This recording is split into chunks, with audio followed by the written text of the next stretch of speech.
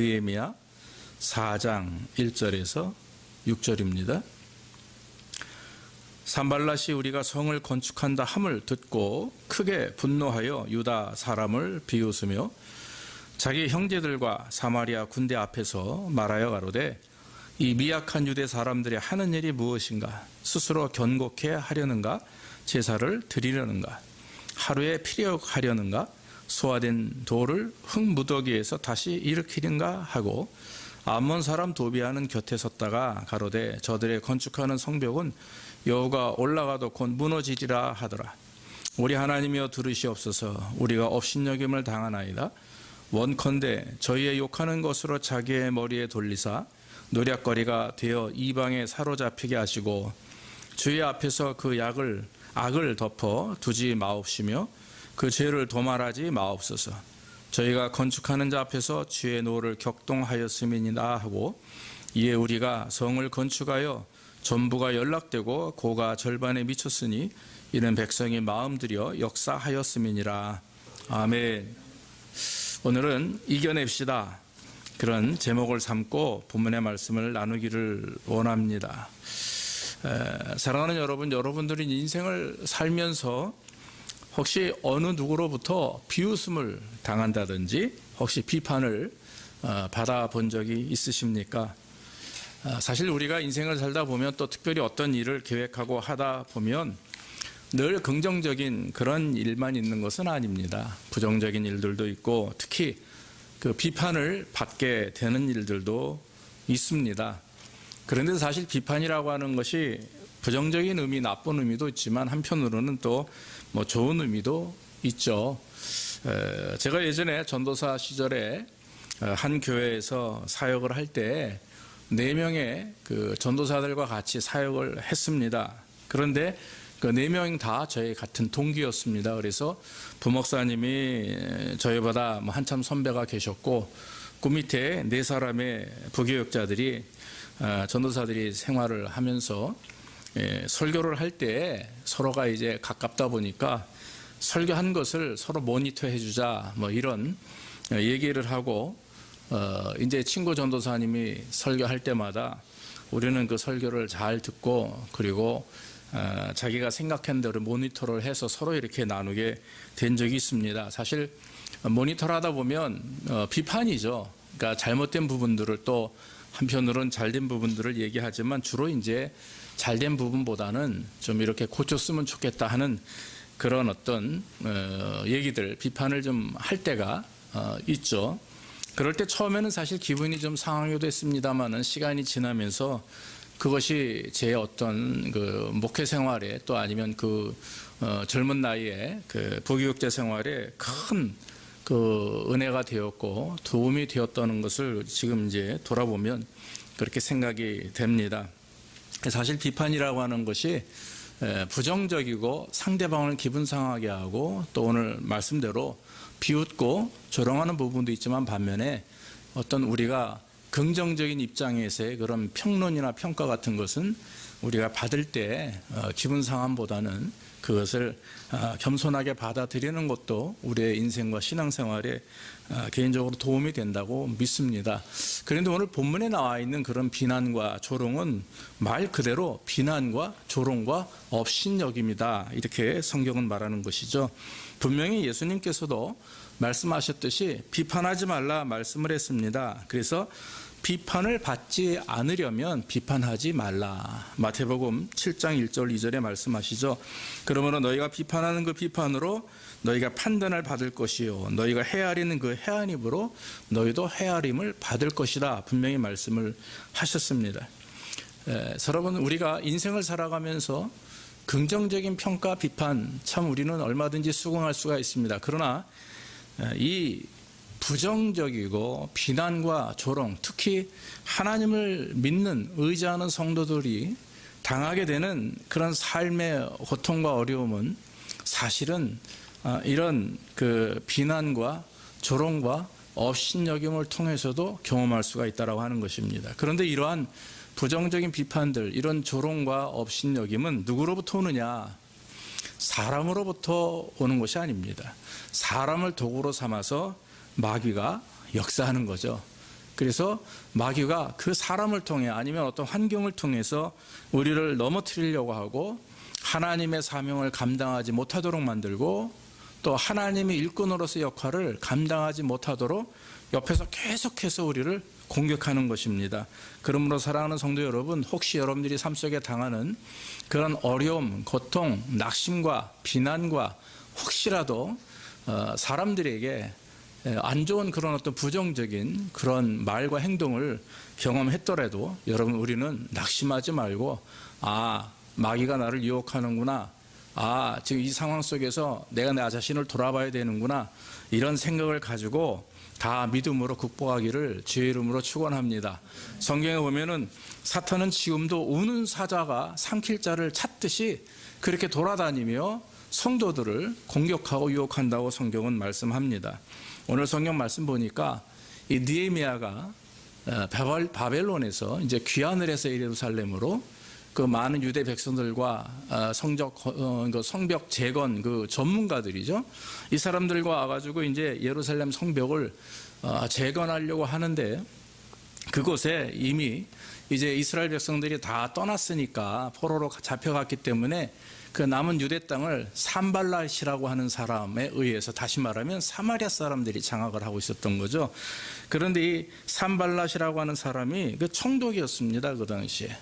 그런데 이스라엘 백성들이 다시 본국으로 돌아온다, 느헤미야가 와서 성벽과 성전을 재건한다, 이런 얘기를 듣고 화가 납니다. 왜냐하면 그동안 내가 유대인들이 다 떠난 이후에 이제는 자기가 장악해서 큰 영향력을 발휘하면서 점령하고 있는데 오니까 어떻게 해요? 쫓겨날 수밖에 없는 거죠. 내줘야 되니까 그걸 지키기 위해서 계속해서 비난하고 느헤미야와 유다 백성들을 공경에 빠뜨리는 일들이 기록이 되어 있는 거죠. 그런데 그럼에도 불구하고 느헤미야가 그런 공격과 비난을 어떻게 이겨내는가 하는 모습이 오늘 성경에 기록되어 있습니다. 거기 보면 굉장히 심한 그런 비난을 하게 되고 업신여김을 하게 되는데 본문 2절로 3절에 보면 거기서 이제 그 산발랏과 도비아가 느헤미야와 유다 백성들을 이렇게 비난합니다. 자기 형제들과 사마리아 군대 앞에서 말하여 가로되 이 미약한 유다 사람들이 하는 일이 무엇인가? 스스로 견고케 하려는가? 제사를 드리려는가? 하루의 피역이라는 것이죠. 그걸 하루 만에 끝나려고 하는가? 또 불에 탄 돌을 흙무더기에서 다시 일으키려고 하는가? 암몬 사람 도비아는 곁에 섰다가 가로되 저들의 건축하는 성벽은 여호가 올라가도 곧 무너질 것이다. 이렇게 지금 조롱하는 겁니다. 그래서 이미 성벽이 불에 타서 다 무너진 것을 새로 세워야 되기 때문에 지금 느헤미야와 유다 백성들은 기도하는 가운데 비전을 세우고 본국으로 돌아와서 열심히 땀을 흘리고 또 그것을 세우기를 노력하는데도 불구하고 한쪽에서는 이와 같이 비난하고 조롱하고 있다라고 하는 것입니다.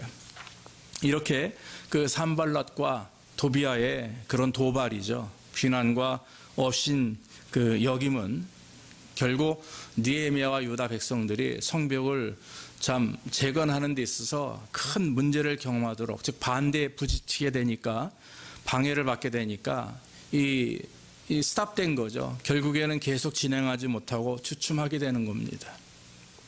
그래서 우리가 정말 신앙생활을 할 때, 또 인생을 살 때 우리가 계획하고 우리가 원하는 대로 일사천리로 흔들림 없이 쭉 해서 다 성공하면 얼마나 좋겠어요. 그런데 아마 그런 사람들이 얼마나 될까요? 특히 믿음을 가지고 있는 신앙인들도 우리가 기도하며 하나님의 일을 감당하고 또 이 세상에서 성실하게 살다가도 많은 어려움을 당하게 됩니다. 왜냐하면 우리가 승승장구하는 것을 세상 사람들이 또 마귀가 가만두지 않죠. 계속해서 우리로 하여금 넘어지게 하고 하나님과 우리의 관계를 이간시키려고 하는 것이, 그것이 마귀의 역사 아니겠습니까? 그런데 이런 어려움을 당할 때 과연 저와 여러분들이 어떻게 이것을 극복하느냐, 이겨낼 수 있느냐 하는 부분이 오늘 성경에 나와 있습니다.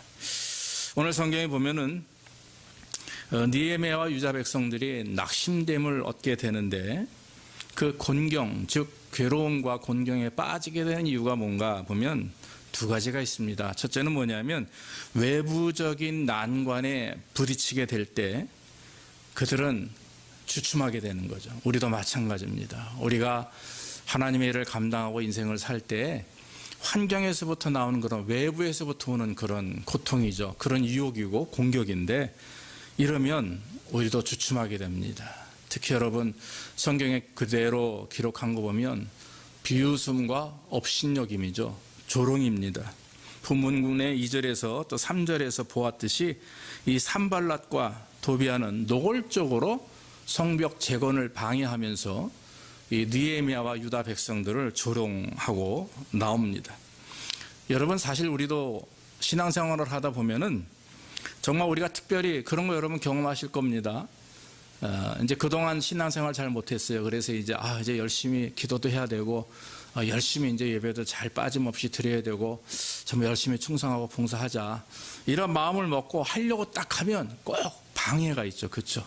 꼭 방해가 있어요. 그래서 예전에도 부교육제 생활하거나 목회할 때 그 성도님들이 그런 말씀을 많이 합니다. 교회를 가려고 하니까 갑자기 손님이 오거나 무슨 일이 생기거나 그래서 이 결심한 것이 자기도 모르게 또 어쩔 수 없이 깨어지게 되는 일들이 많이 있다라고 하는 것이죠.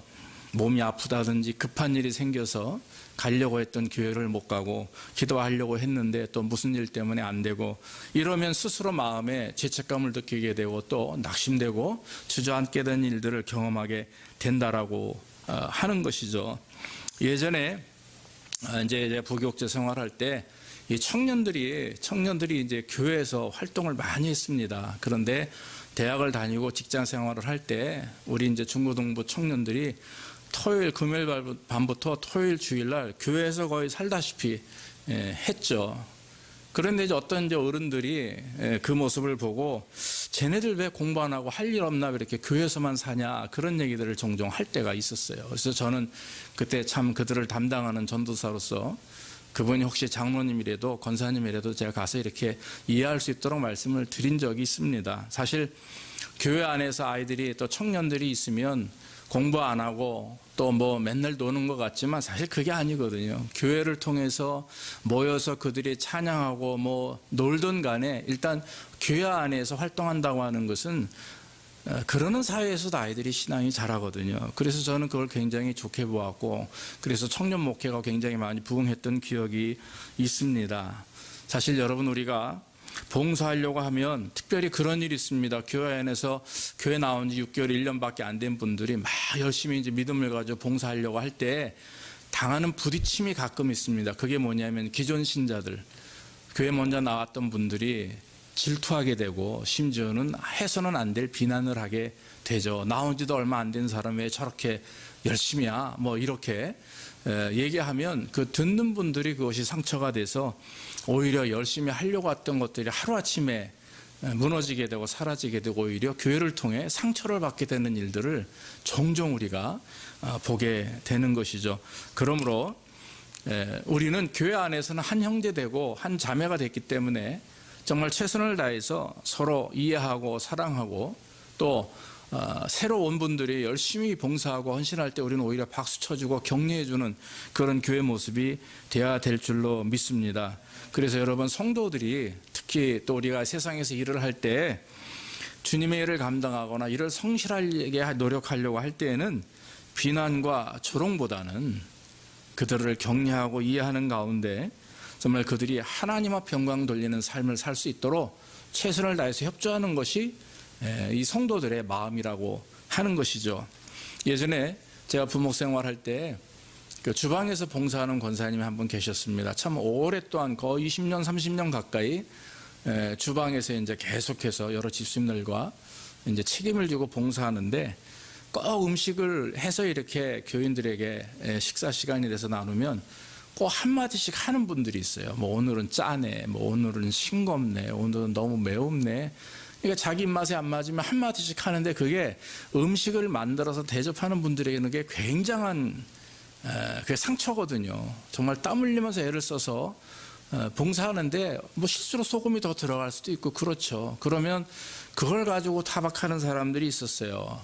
그런데 그 권사님 말씀이 그렇더라고요. 그래서 제가 직접 그 얘기를 듣고 나중에 권사님 괜찮으세요? 아유 죄송해요. 제가 대신 사과드릴게요. 마침 제가 관할하는 그 구역에서 그런 이제 얘기를 하신 분이 계셔가지고 제가 대신 사과를 드렸습니다. 뭐 그 하신 분들은, 그렇게 얘기하는 분들은 몰라요. 그게 남이 상처가 되는지도 모릅니다. 그냥 뱉어놓으면 다 끝나는 줄 아는데 막상 들은 사람은 상처가 되죠. 저도 마음이 안 좋았습니다. 그래서 인사를 그렇게 했더니만 그 권사님 말씀이, 저는 목사님, 전도사님 이게 만들 때 성도를 대접한다는 의미도 있지만 하나님께 바치는 마음으로 합니다. 괜찮습니다. 이렇게 은혜롭게 받아주시는 걸 보고 제가 마음이 굉장히 좋았었습니다. 그래서 맞습니다. 여러분, 우리가 교회 안에서 어떤 난관에 부딪히는 경우가 있어요. 신앙생활을 열심히 하려고 하는데 당하는 그런 고통도 있고, 또 사회생활 속에서 열심히 직장생활하고 또 열심히 내 사업을 이끌어 나가려고 할 때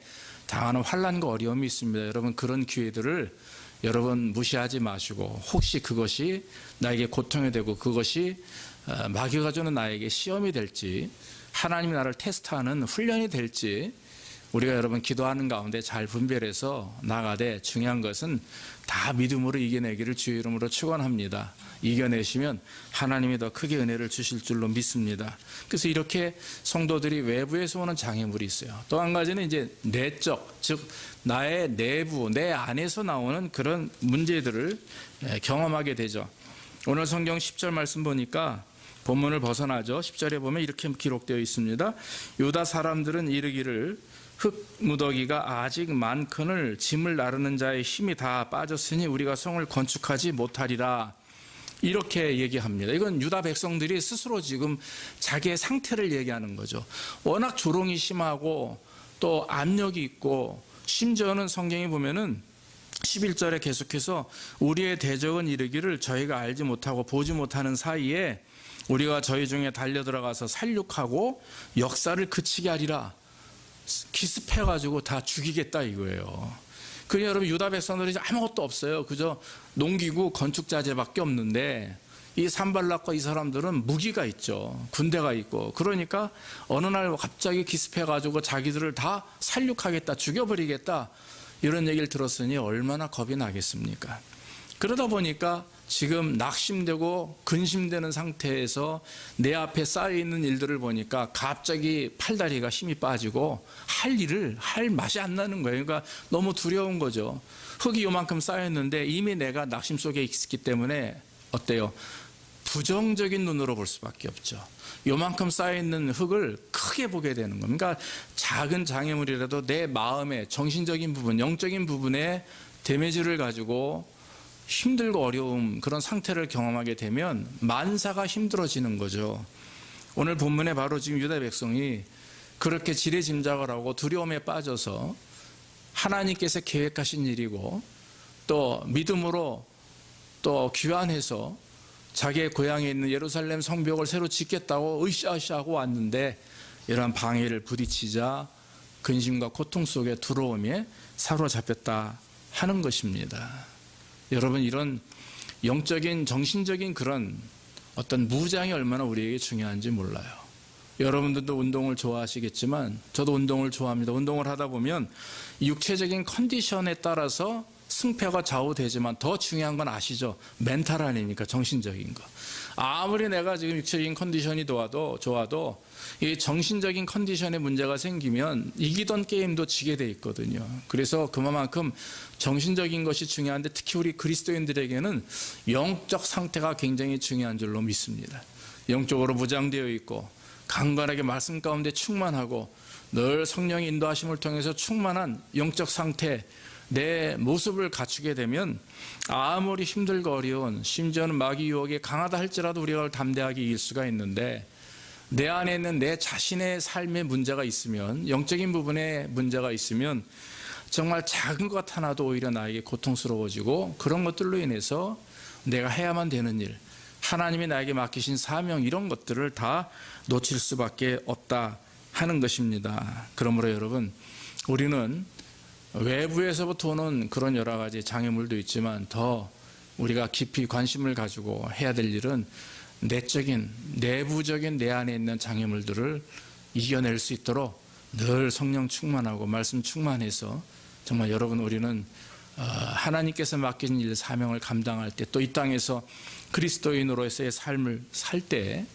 영적인 부분이 깨어지지 않도록, 무너지지 않도록 늘 우리 자신을 돌아봐야 될 줄로 믿습니다.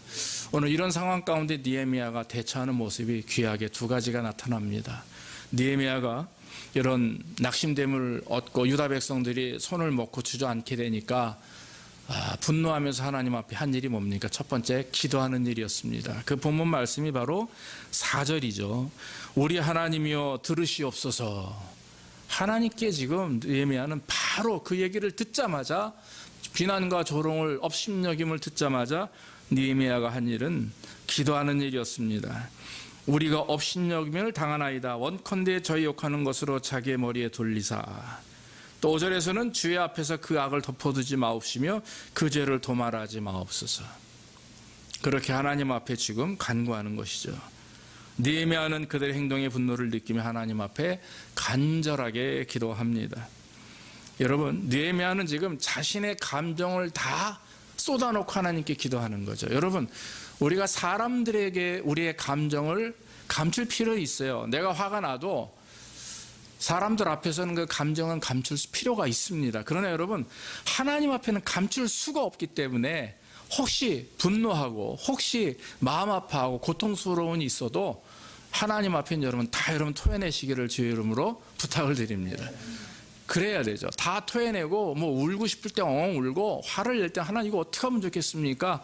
그래서 하나님께 내 감정을 표현하는 겁니다.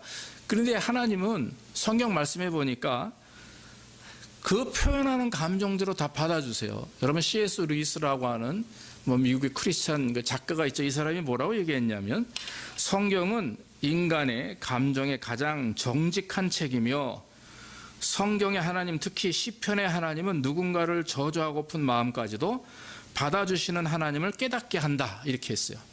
대표적인 인물이 누구예요? 다윗이에요.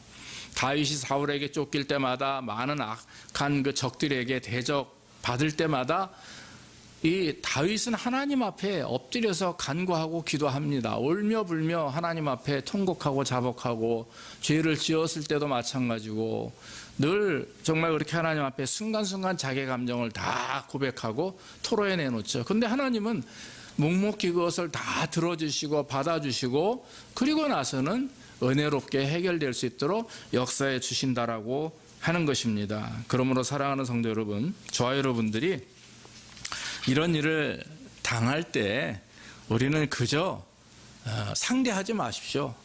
사람이든 뭐든 그냥 상대하지 말고 하나님께 기도하는 것이, 그것이 가장 최선의 방법인 줄로 믿습니다.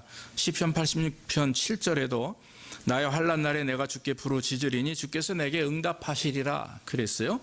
또 118편 5절에도 내가 고통 중에 여호와께 부르짖었더니 여호와께서 응답하시고 나를 광활한 곳에서 세우셨도다 그랬어요.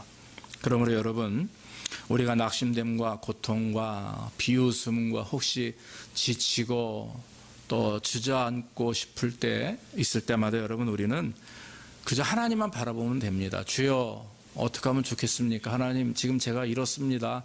어떻게 하면 좋겠습니까? 라고 두 팔 벌며 하나님을 의지하면 하나님이 일으켜 세워주실 줄로 믿습니다. 또 한 가지는 기도하는 것과 더불어 함께 가야 될 것이 마지막에 포기하지 않고 계속하는 거예요. 계속하는 것. 하나님의 일이든 여러분들 직장 생활이든 그리고 뭐 여러분들의 사업이든 다 우리는요, 교회 안에서만 그리스도인이고 교회 밖에서는 세상 사람이 아니거든요. 우리는 교회 안이나 교회 밖이나 다 그리스도인이기 때문에 우리는 교회에 있든 세상에 있든 우리의 목적은 하나님께 영광되는 것이에요. 세상에 있다고 해서 그냥 돈 많이 벌면 되는지, 이게 아닙니다. 돈을 벌어도 이유와 목적을 가지고 벌어야 될 것이고, 예배를 드려도 온전히 하나님께 영광이고 그게 목적이 돼야 되고, 돈을 벌어도 오직 하나님께 영광이라고 하는 그 어떤 목적을 가지고 돈을 벌어야 그 돈이 은혜가 있고 의미가 있고 온전히 쓰여야 되는 것이지, 만약에 우리의 목적과 우리의 어떤 목표가 하나님이 아닌 다른 것에 중점이 되어 있다면 하나님을 기뻐하지 않습니다. 우리의 수고가 헛되고 우리의 땀 흘림이 헛될 수밖에 없는 것이죠. 그렇기 때문에 여러분, 기도하면서 해야 될 일은 전적으로 최선을 다해서 하던 일을 계속 하는 것입니다.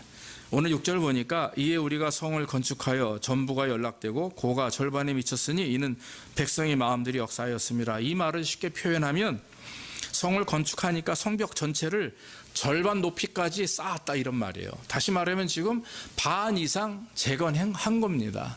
아무리 산발락과 도비아가 도발하고 비웃었고 업신여고도 기도하면서 느헤미야가 이 이스라엘 백성들, 유다 백성들을 다 힘을 주고 일으키셔 세웁니다. 13절, 20절에 나와요.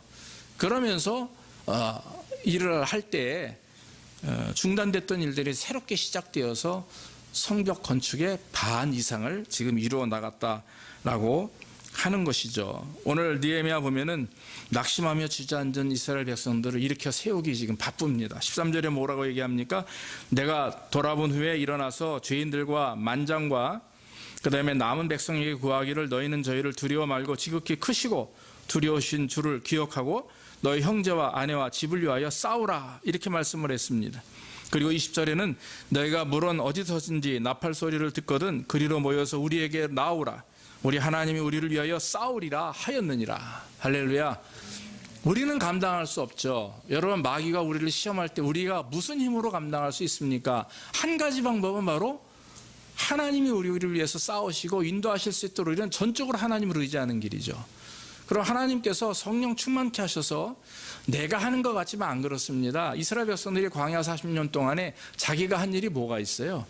다 불기둥으로 구름기둥으로 역사하시고 인도하시며 만나와 메추라기와 뭐 이런 것들은 다 하나님이 은혜 안에서 주신 거기 때문에 현재 우리도 마찬가지입니다. 모세 하나님이 우리 하나님입니다. 할렐루야. 그렇기 때문에 하나님이 채우시고 또 넘치게 인도하실 줄로 믿습니다. 그래서 낙심과 좌절 속에 있을 때 우리가 일어설 수 있는 방법은 느헤미야처럼 하나님을 전적으로 의지하고 함께 일어서는 거예요. 그래서 여러분, 저와 여러분들이 가정에 어려움이 있을 때마다 먼저 하나님께 고백하고 또 저에게 부탁하십시오. 저에게 알려주시면 우리가 같이 정말 교회에서 한 목소리로 중보기도하면 또 쉽게 해결될 줄로 믿습니다. 요셉을 가만히 보십시오. 요셉 여러분, 구약에 요셉을 보면 어린 소년 시절에 형들에게 팔려가지고 애굽의 노예로 가죠. 그래서 보디발이라고 하는 사람 집에 들어가는데 이 사람 집에 있을 때 참 열심히 하인 노릇했지만 보디발이 인정했어요. 거기에도 성경에 보면은 하나님이 그와 함께 하심으로 그가 형통했다 그랬는데 보디발의 아내가 요셉을 유혹하죠.